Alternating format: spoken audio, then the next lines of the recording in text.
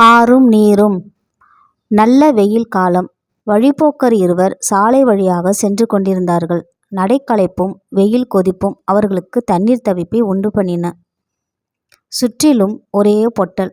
அருகில் வீடு வாசல் தோப்பு துறவு ஒன்றும் கிடையாது. என்ன செய்வதென்று தெரியாமல் திகைத்தார்கள்.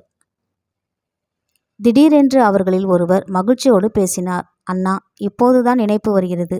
வலது கைப்புறமாக கூப்பிடு தூரம் சென்றால் அங்கே ஒரு ஆறு இருக்கிறது. அங்கே சென்று தண்ணீர் குடித்து களைப்பாறிய பின் திரும்பலாம்.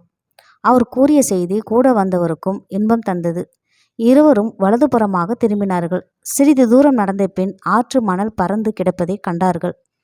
ஆற்றை கண்டுவிட்ட குதூகலத்துடன் கொதிக்கும் மணல் சுட்டையும் பொருட்படுத்தாமல் விரைந்து நடந்தார்கள். ஆனால் என்ன ஏமாற்றம்! அந்த ஆறு வற்றி வறண்டு போய் கிடந்தது.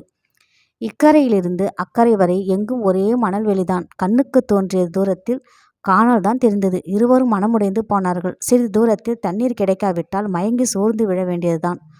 அவர்கள் நம்பிக்கை இழந்து சோர்ந்து நின்றபோது ஆடு மேய்க்கும் பையன் ஒருவன் அங்கே வந்தான். ஆற்று மணலை தோண்டினான். 2 அடி ஆழம் தோண்டிய பின் அடியிலிருந்து தண்ணீர் ஊறி வந்தது. இரு கைகளாலும் அள்ளி குடித்துவிட்டு சென்றான்.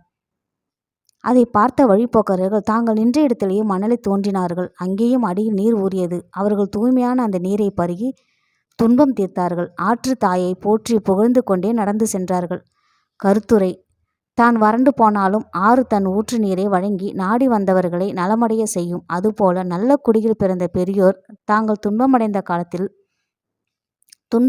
காலத்தும் நாடி வந்தவர்களுக்கு நன்மை செய்வார்கள்.